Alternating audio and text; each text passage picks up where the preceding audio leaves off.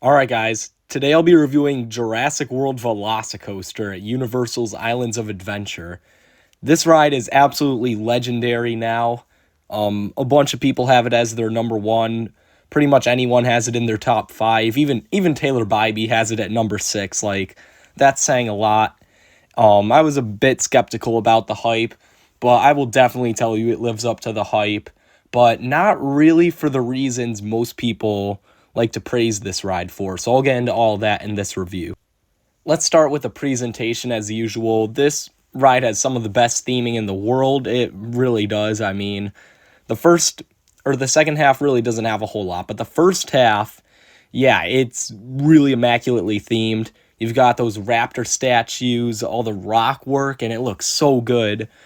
Just looking into the paddock from the pathways and everything, the whole plaza area is really decorated, dressed up real nice, and yeah, it's just a really nice area to be in.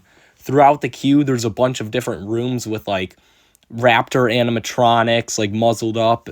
You've got like this little pre-show with the characters from Jurassic World. I don't really watch a ton of Jurassic World, so I don't really know who they are, but yeah, they did pretty good over there. I definitely liked it. It got a bit repetitive after sitting in there for 15 minutes 5 times, but yeah, it's still fun, something to pass the time. Now, talking about the line for this attraction, it gets ridiculously long. I had Fast Pass, and I still waited like 20 minutes to a half hour each time I rode this, and I rode it 5 times. So I definitely would like to get on more, but hey, I'll take 5 rides over the 2 rides I got on Iron Gwazi, so that's something at least. But yeah, the main queue got up to like over 2 hours at some point, and it was like a 40% capacity day. So yeah, Universal in general gets slammed, but this, like, if you don't get to Hagrid's right away, definitely get here right away. Now, before you actually get into like the pre-show area and the station, you do have to put your stuff in these free lockers. They're the Steel Vengeance, Twisted Timber style lockers where they're free, they're double-sided, they're amazing. You could fit like medium-sized bags in there. Like, I carry with me like a little bag, nothing too big, but just enough to put like phone and all that stuff in. So yeah, you can fit something like that in.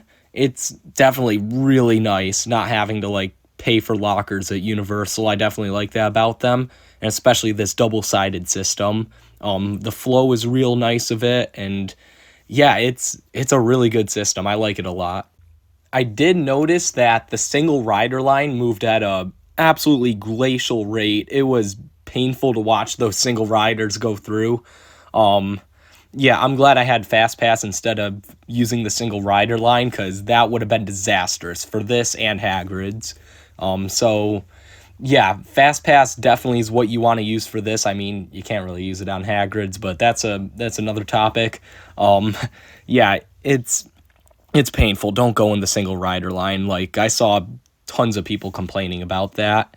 But anyways, once you actually get into the station, they're gonna assign you a row, but if you ask for the back, they'll give you it, and yeah, you want the back for this thing, I think.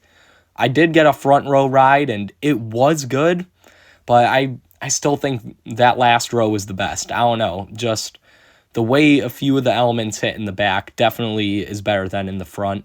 So I got 3 back row rides, a front row, and a row 6. It's not a middle row coaster. Definitely go on one of the ends, but I'd prefer the back personally, specifically load side. I feel like a few of the elements in particular hit harder on the load side, just the angles that you're going at. So yeah, load side, back row, definitely the way to go, I think. But yeah, if you can't get that, it's still fun, like towards the front or towards the back. Just try to not get a middle seat.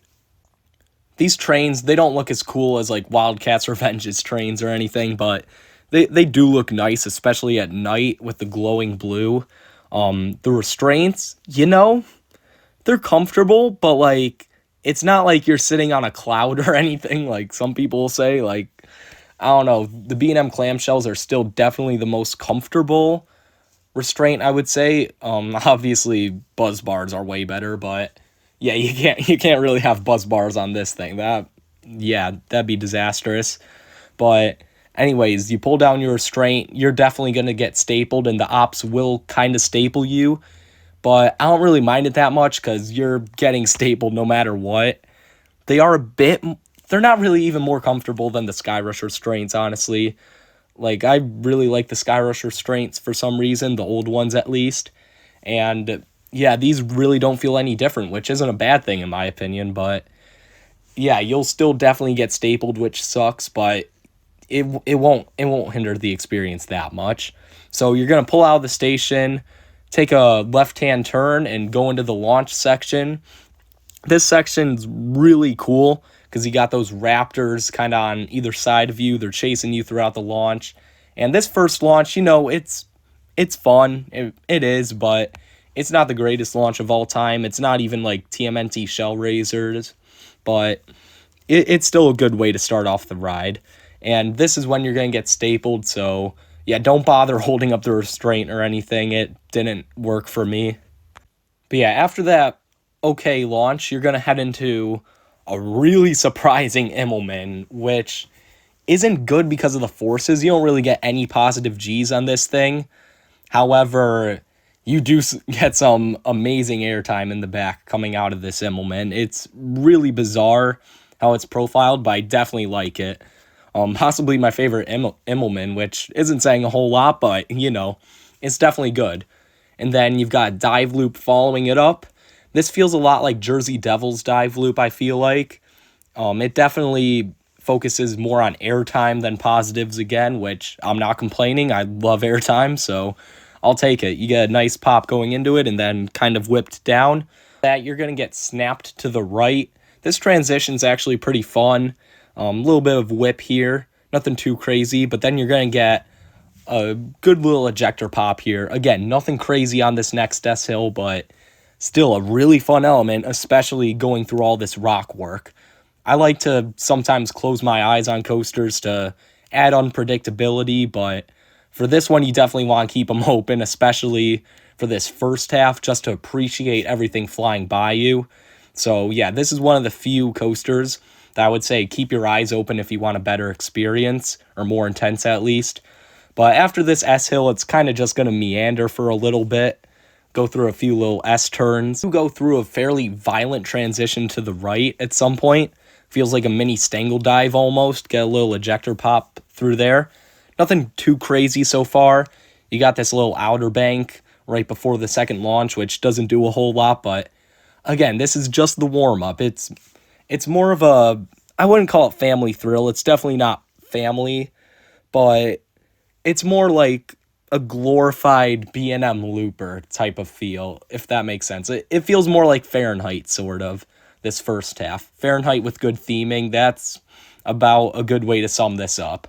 But yeah, look, the second half definitely is a lot more intense than Fahrenheit. We'll say that. So it starts off with actually the part of the ride I was most disappointed with, and that's the second launch. And everyone praised the rolling launch on this and Terran and all the other rolling launches, and I don't get it. I really don't. Comparing this to Maverick, I think the launch on Maverick is the only part of Maverick I take over this. Like, comparing launch to launch, I take Mavericks any day over this one. Yes, you feel that continuous speed throughout it. You don't stop, but at the same time, you just don't get that gut punch that you do on, like, Maverick's launch, for example, or even TMNT Shell Razor's launch. So, yeah, definitely not one of my favorite launches, which I was a little disappointed with, but everything after this is really good. So you're going to start up that top hat. In the front, you're going to get a nice ejector pop going into it. In the back, you're going to get a really nice ejector pop going out of it.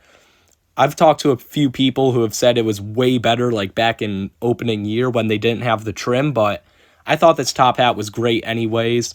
I would have loved to experience it untrimmed, but, that's just how things go, I guess. GP get mad about things being too intense, so yeah, I guess we have to suffer the consequences.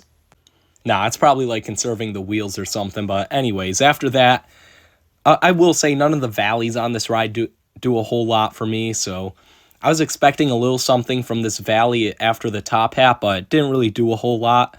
But then you enter probably the second most surprising part of the ride, and that's the stall. A lot of people really overlook this element.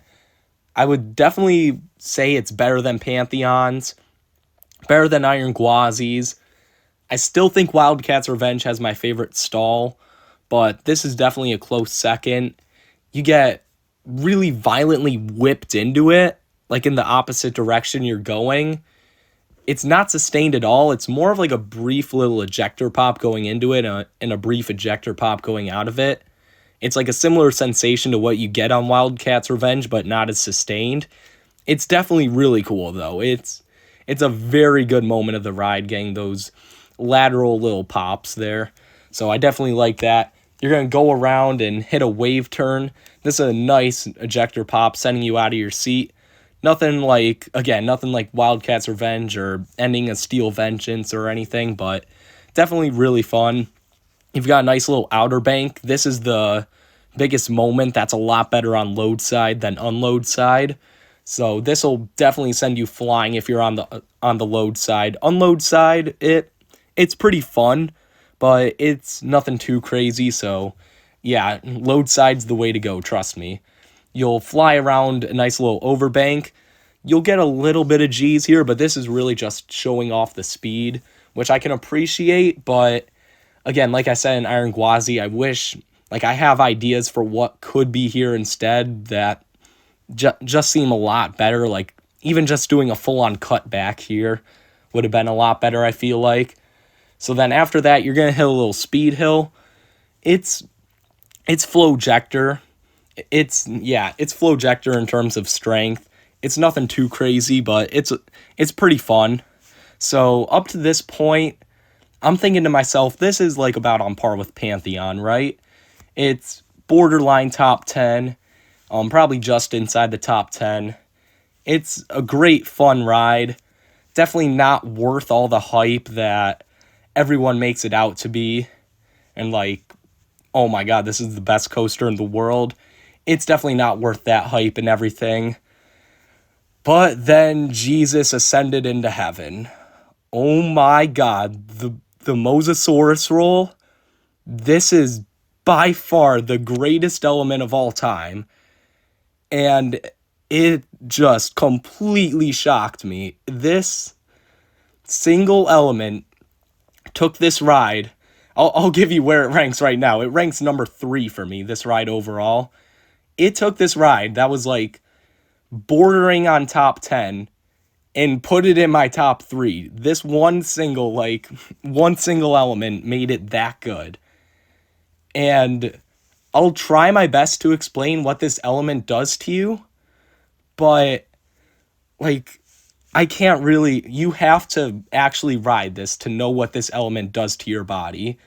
There was nothing that could prepare me for this thing. Like, I don't even know. So yeah, I think part of the reason why I was hating on this element before, saying it's going to be mid, is because like no one could actually like explain to me how good this was going to be. Like, people were saying like inverting airtime or whatever. Like, I thought I already felt that, like on Wildcat's Revenge's stall or whatever. You don't know what kind of inverting airtime you're actually getting yourself into until you get on this element. It is so stupid. Oh my god. It's actually like Wildcat's Revenge finale warmed up minimum verification type ejector airtime. And simultaneously with that, you're going to get possibly the strongest laterals I've ever felt, getting absolutely flung to the right. And oh my god, it is the most ridiculous, beautiful combination you will ever feel. I don't think there's a single element. Like, I still think I'd take i305's triple snaps over this one moment. I don't even know about that. Like, this one moment might be better than all the triple snaps combined. It's that good. Oh my god. Plus, you got the fact it's over water, so the visuals are really cool. It's so weird how they profiled it, but I understand now after experiencing it, like, how the profiling leads it to be this good.